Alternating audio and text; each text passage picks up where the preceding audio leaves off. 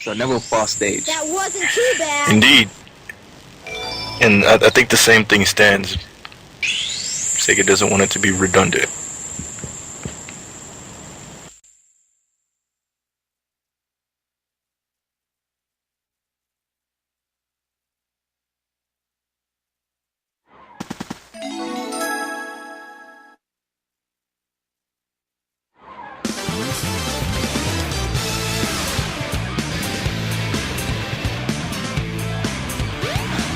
What's that? The Chaos Emerald! Get away from there! Ah! Nighty night! Eggman!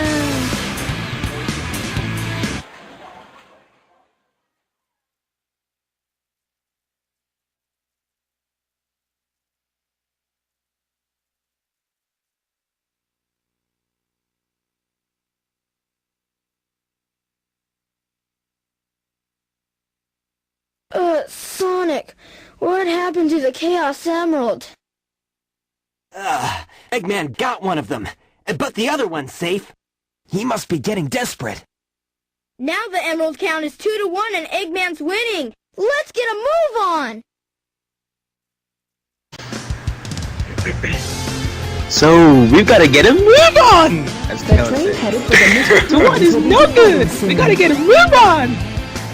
Oh, what do you think of Tails' voice actor for this game? I'm not gonna lie. His name was Corey Bringas. Yes, I'm not gonna lie, when I first heard his voice, it wasn't what I expected from Tails. At the same time, it's much better than any other voice actor from any other game afterwards. I think it's very difficult to actually give Tails a voice actor because that he is 8 years old or 10. I don't know.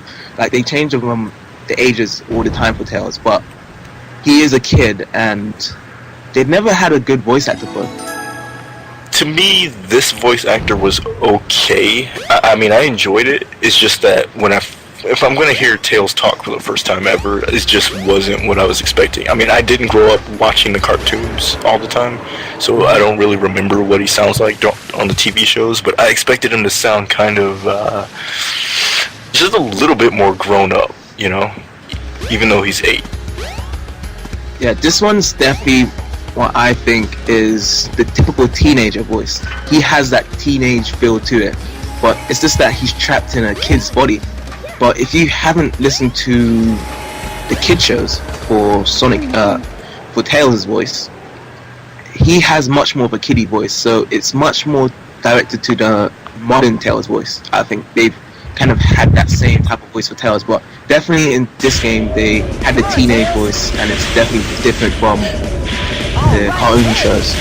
You know, I take back my previous statement. Tails and Sonic X, to me, sounded pretty good. To me, that was probably one of the best versions of Tails. A lot of people disagree just because they hate the 4Kids voice actors, and so do I, trust me. But I think Tails was a really good one, and definitely, you know, being that the old Dr. Robotnik passed away, Dean Bristow, Mike Pollock does a pretty good job of being Dr. Robotnik. Those are pretty much my only two likables in the 4Kids cast.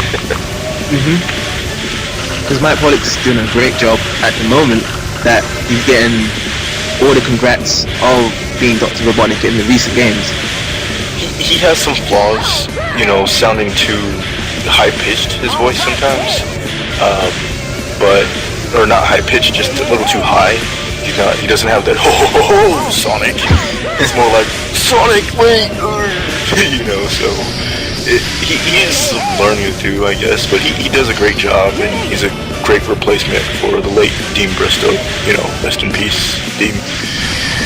You think that he changed his voice because that in these early 3D Sonic games, Dr. Robotnik was, you know, the typical evil scientist. He had that evil feel to it, but then in these new games that he had to be much more comical.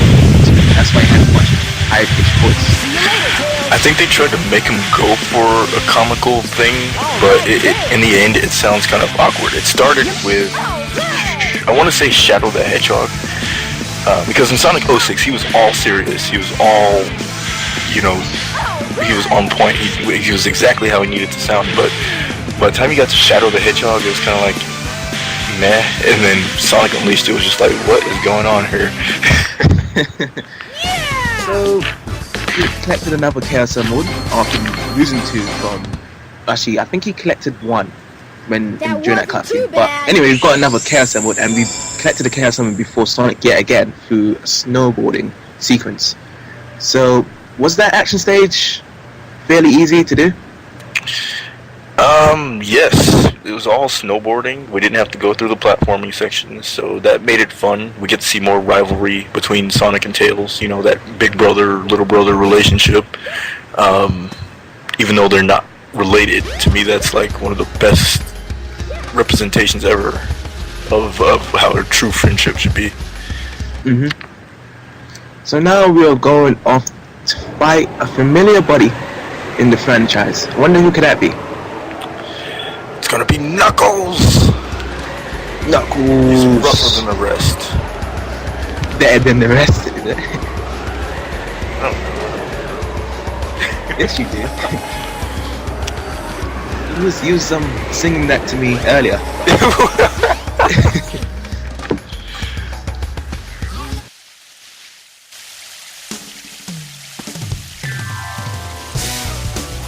Hey, Knuckles! What's up?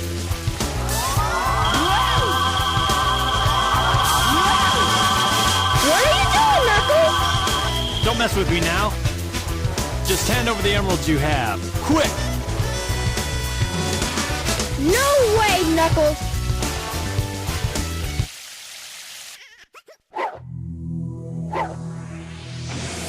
So now we are into the Tails and Knuckles fight. Quite familiar with the Sonic and Knuckles fight, right? No, because this time Knuckles is gonna kick my butt. So we're not gonna hear the infamous "Oh no! Oh no!" Not as often as we like. We're gonna hear Tails crying, pretty much. And yeah, you're actually having some difficulties with this boss. I blame the capture card. Because I can't. Really? No one can disprove me. Because he's gliding. Oh no! And we're done.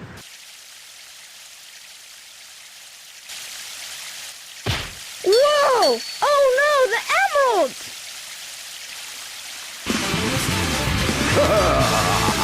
And they're all mine.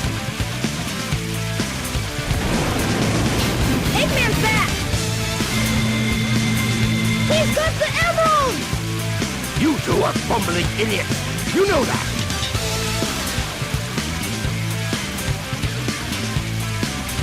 Hey, those are the Chaos Emeralds. You are so easily tricked. All I did was wait for you to bring it to me. What the heck is he talking about anyway?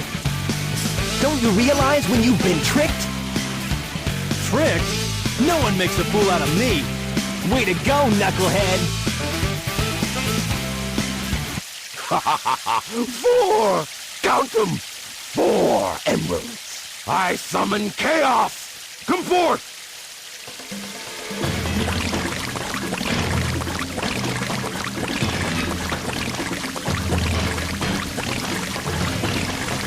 Here, eat up!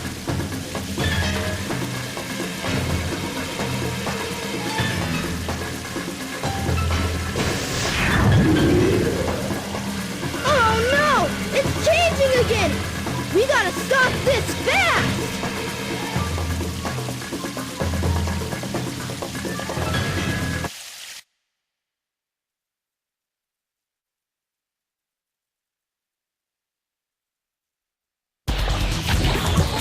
So after stealing the 2 Chaos Emeralds that Tails and Sonic already have, now that Eggman has 4, he's transformed Chaos into that thing.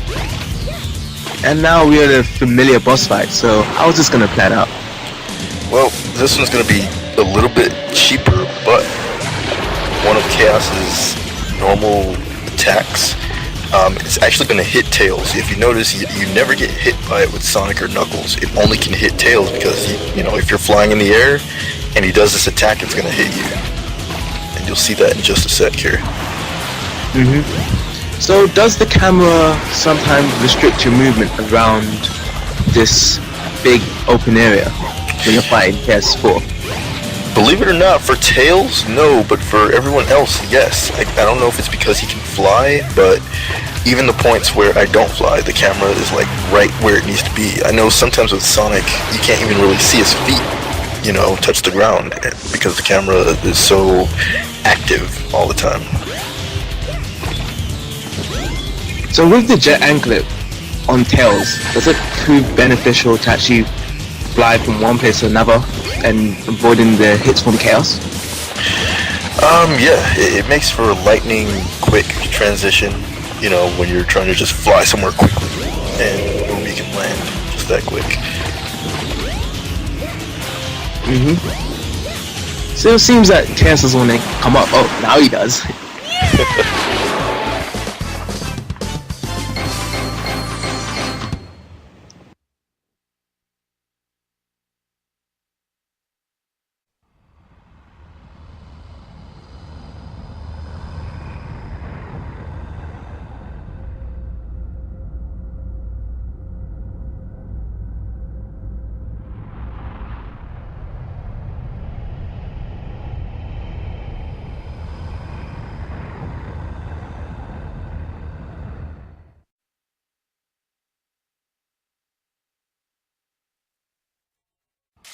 Behold my floating masterpiece, the egg carrier!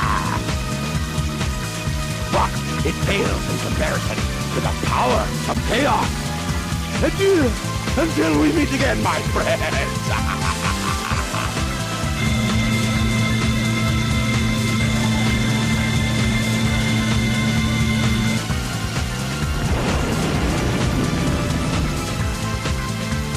Hey, we can't let him get away!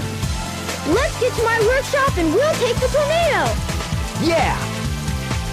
You guys go. I have some unfinished business to take care of. No problem, Knuckles. We'll take care of everything here. Come on! Let's get going! Behold my egg floating masterpiece, the egg carrier. And we are off. You guys go. I should go. So you're showing off the character features again. I guarantee you, yeah, if you went to Station Square right now, or actually yeah, if you went to Station Square right now, you would meet up with Big or E102. Sonic, wait here for a second.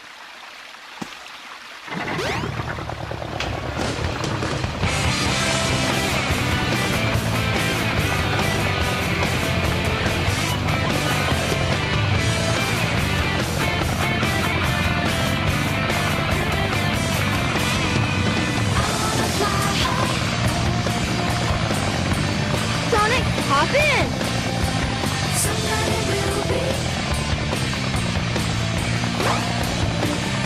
Let's go!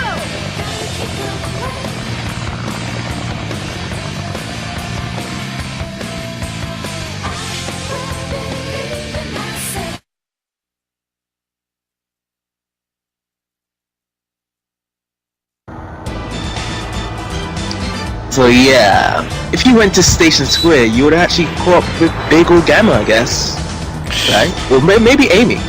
You'd meet up with one of the characters, which is really, to me, that was a huge feature back then because I did meet up with the characters and it was like, oh my gosh, it's a character. I want to play as you. Why can't I play as you?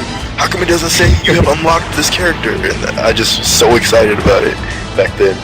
Now I can play through it and it's like, oh yeah. Yeah, but at least you can still interact with them, going through storylines. Yeah, and that's always a plus. I love, you know, going through the stories again and trying to reread their lines and you know, just have that interactivity between the characters in between the cutscenes.